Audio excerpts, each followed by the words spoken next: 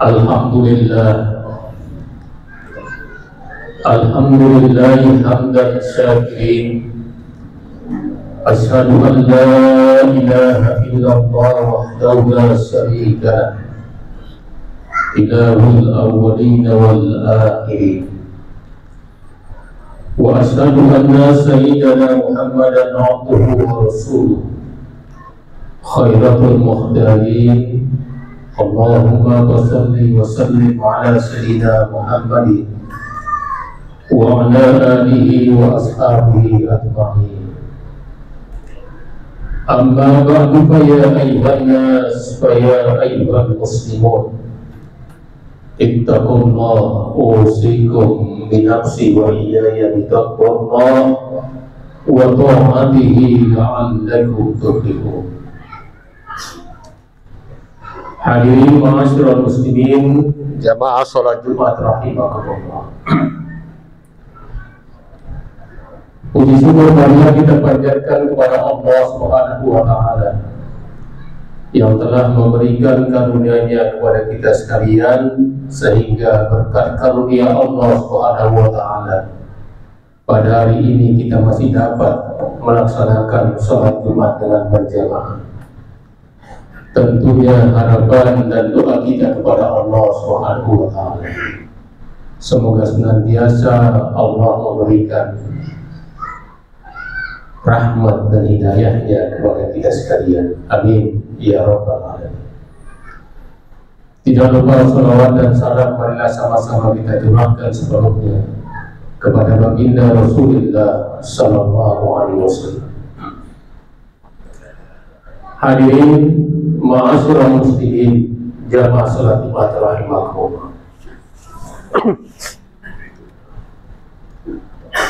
Salah satu di antara para nabi dan rasul di mana kita disunahkan membaca salawat kepadanya. Di samping juga kita disunahkan membaca salawat kepada Nabi kita Muhammad sallallahu alaihi wasallam, juga kita disunahkan membaca salawat kepada Nabi Ibrahim alaihissalam. Allahumma salli ala sayyidina Muhammad wa ala alihi sayyidina Muhammad kama barakta ala Ibrahim wa ali Ibrahim wa barik ala sayyidina Muhammad wa ala alihi sayyidina Muhammad kama barakta ala Ibrahim wa ali Ibrahim fil alamin innaka Hamidum Majid. Inilah salah satu kelebihan Nabi Ibrahim alaihissalam, dan ini sering kita baca setelah pada akhir salat rakaat terakhir setiap 5 waktu sehari semalam. Hadirin ma'asyiral muslimin, jamaah salat Jumat rahimakumullah. Nabi Ibrahim alaihissalam adalah salah satu di antara para nabi dan rasul yang mendapat gelar Ulul Azmi. Apa itu Ulul Azmi? Para nabi dan para rasul yang diberikan ketabahan dan kesabaran atas ujian-ujian yang Allah berikan kepadanya. Di antaranya adalah Nabi Ibrahim alaihissalam. Beliau salah satu nabi yang dapat gelar Ulul Azmi karena ketabahan dan kesabaran beliau dalam menghadapi ujian-ujian yang Allah berikan kepadanya. Hadirin, di antara ujian Allah yang Allah berikan kepada Ibrahim alaihissalam, semasa mudanya beliau selalu mencari dan memburu spiritual tentang keberadaan Tuhan. Beliau seorang pemuda yang cerdas dan peka. Cerdas karena di waktu masih mudanya beliau mencari Tuhan yang sesungguhnya. Kalau kita baca di dalam Al-Quran, Ketika beliau melihat bintang, beliau menganggap bahwa bintang itu adalah Tuhannya. Namun ketika beliau melihat bulan dan bulan itu lebih besar daripada bintang, beliau berbalik bahwa bintang itu bukan Tuhannya, akan tetapi Tuhannya adalah bulan.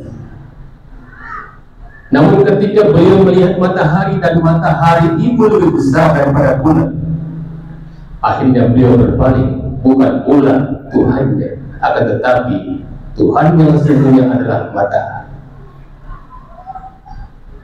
Di saat-saat seperti ini, Allah Subhanahu wa Ta'ala memberikan hidayah kepada Nabi Ibrahim. Bukan bintang Tuhan yang wajib disembah, bukan bulan Tuhan yang wajib disembah, bukan matahari Tuhan yang wajib disembah, akan tetapi Tuhan yang wajib disembah adalah Tuhan yang menciptakan bintang, Tuhan yang menciptakan bulan, Tuhan yang menciptakan matahari, yaitu Allah Subhanahu wa Ta'ala. Inni wajjahtu wajhiya lilladzi fatara as-samawati wal arda hanifan wa ma ana minal musyrikin. Tegas di masa muda, kuat tentang ketuhanan. Makanya beliau disebut dengan Nabi bapaknya tauhid. Bapaknya tauhid, begitu yakinnya kepada Allah Subhanahu wa Ta'ala, totalitas percaya kepada Allah Subhanahu wa Ta'ala, begitu ya. Hadirin ma'asyiral muslimin jamaah salat Jumat rahimakumullah. Kemudian ujian yang kedua, Nabi Ibrahim alaihissalam mendapatkan perintah dari Allah agar menyebarkan tauhid tentang ketuhanan kepada umatnya, termasuk di lingkungan keluarganya, bapaknya sendiri. Pada saat beliau menyebarkan tentang ajaran tauhid kepada umatnya, beliau sudah dianggap subversif, membangkang tradisi umatnya pada saat itu menyembah berhala. Yang mana pada akhirnya beliau dihukum oleh Raja Namrud, diikat di tengah-tengah kobaran api yang sangat panas. Di saat-saat seperti itu, Allah Subhanahu wa Ta'ala, beliau yakin bahwa ini adalah ujian dari Allah. Allah lah yang langsung menolong beliau. Akhirnya Allah memberikan pertolongan, ya narukuni bardan wa salaman ala Ibrahim. Selamatlah Nabi Ibrahim. Api yang sifatnya panas berubah menjadi dingin atas perintah Allah Subhanahu wa Ta'ala. Bukti bahwa api itu berubah menjadi dingin hanya di sekitar tubuh beliau. Namun di sekitar beliau tetap api itu posisinya sifatnya adalah panas.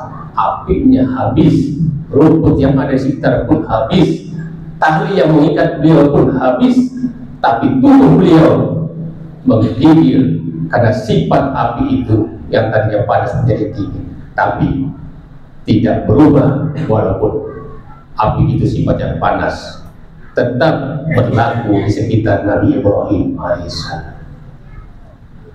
Hadirin ma'asyiral muslimin jamaah salat Jumat rahimakumullah.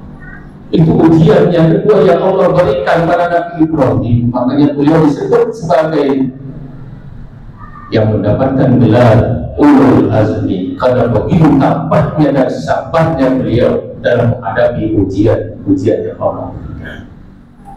Kemudian ujian selanjutnya, di masa tua beliau tidak memiliki anak, yang pada akhirnya Allah berikan anak.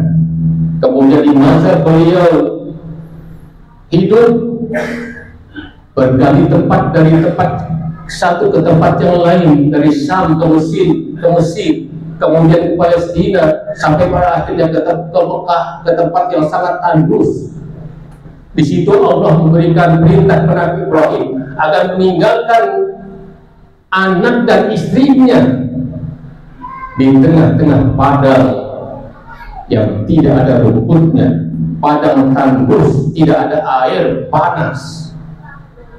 Anaknya ditinggal, istrinya ditinggal, beliau tidak berbalik ke belakang untuk melihat anak dan istrinya, karena ini adalah perintah Allah, yakin adalah perintah Allah Subhanahu wa ta'ala.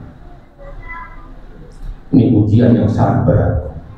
Dan ujian yang sangat amat berat yang terakhir adalah ketika beliau mendapatkan perintah berkorban, mengorbankan anaknya Ismail. Makanya ada yang mempertanyakan apakah yang dikorbankan itu Ismail atau Ishak.